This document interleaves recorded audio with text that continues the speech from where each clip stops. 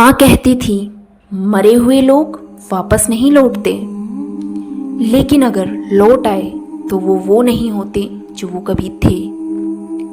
आज की कहानी शुरू होती है शालिनी से। शालिनी जो अपने पति विनीत और 8 साल की बेटी रिधिमा के साथ मुंबई में रहा करती थी। एक दिन गांव से फोन आया। शालिनी के पिता की मौत हो चुकी थी। दोस्तों, शालिनी को उसके पिता ने पाल पोस कर बड़ा किया था, क्योंकि माँ तो उसकी बचपन में ही गुजर गई थी और वो अपने पिता से काफ़ी अटैच थी। पिता की मौत की खबर सुनते ही शालिनी काफ़ी टूट गई। तीनों लोग गांव गए, अंतिम संस्कार हुआ। सब कुछ सामान्य सा लग रहा था, लेकिन उसी रात कुछ अजीब हुआ। रात को शालिनी को लगा कि जैसे किसी ने दरवाज़ा खटखटाया हो। वो खड़ी होकर दरवाज़ा खोलने गई और जैसे ही उसने दरवाज़ा खोला तो उसने देखा वहाँ पर तो कोई नहीं था, लेकिन आंगन में रखा उनके पिता का चश्मा ज़मीन पर गिरा हुआ था। पर ऐसा कैसे हो सकता था, जबकि वो अंतिम संस्कार के साथ जल गया था उनका चश्मा। तो शालिनी ने सोचा शायद वो अब ज़्यादा ही इमोशनल हो रही है और इन्हीं सब इमोशंस की वजह से वो ये सब इमेजिन कर रही है।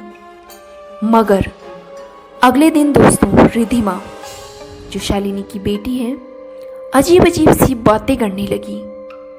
नाना मुझे खेलने ले गए थे। ये सुनकर शालिनी चौंक गई। कौन नाना? वो बोले कि अब मैं उनके साथ रहूं, मम्मी को छोड़ दो। रिधिमा के मुंह से ये सब बातें सुनकर शालिनी काफ़ी डर गई और अब रातें डरावनी होने लगी। रिधिमा रात में नींद में चलने लगी और सीधे आंगन की ओर आ जाया करती थी, जहां उसके पिता की अस्थियां रखी थी। एक रात विनीत ने देखा कि रिधिमा किसी से बातें कर रही है। उसने बोला, रिधिमा किससे बातें कर रही हो? रिधिमा ने धीरे से कहा,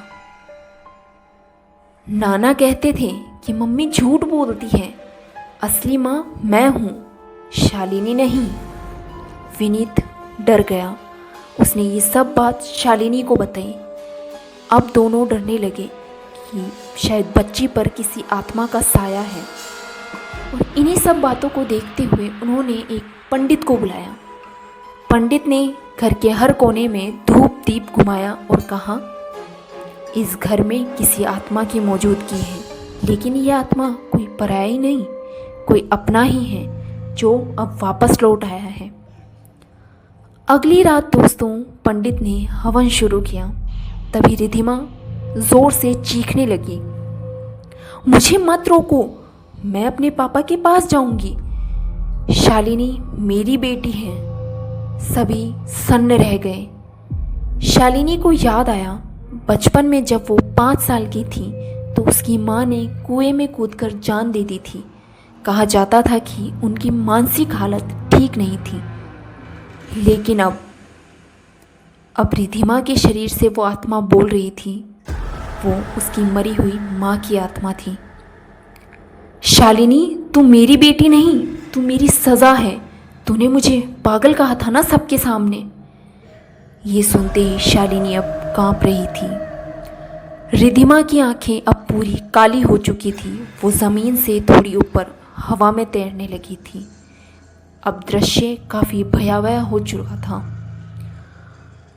पंडित ने मंत्रों के जरिए आत्मा को शांत करने की कोशिश की, लेकिन वो आत्मा ज़ोर ज़ोर से हंसने लगी।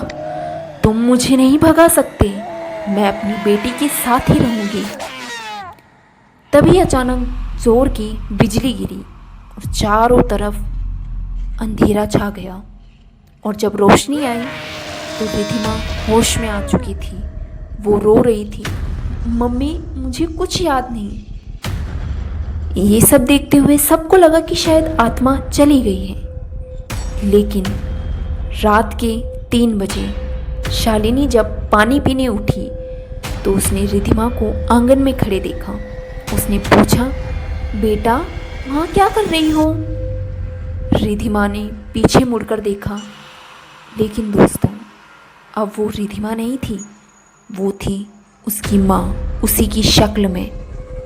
मैं तो यही हूँ हमेशा के लिए। अब हर कोई ये सोचता है कि क्या रिधिमा को कभी उसकी आत्मा से मुक्ति मिलेगी, या शालिनी वो अपनी बेटी के साथ नहीं, अपनी माँ के साथ रह रही है एक भूत के रूप में।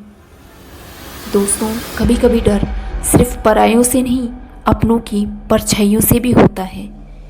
ये थी आज की कहानी। आपको कैसी लगी मुझे कमेंट करके ज़रूर बताइएगा, और हाँ, चैनल को सब्सक्राइब करना बिल्कुल मत भूलिएगा। मैं लौटती हूँ दोबारा एक नई कहानी के साथ।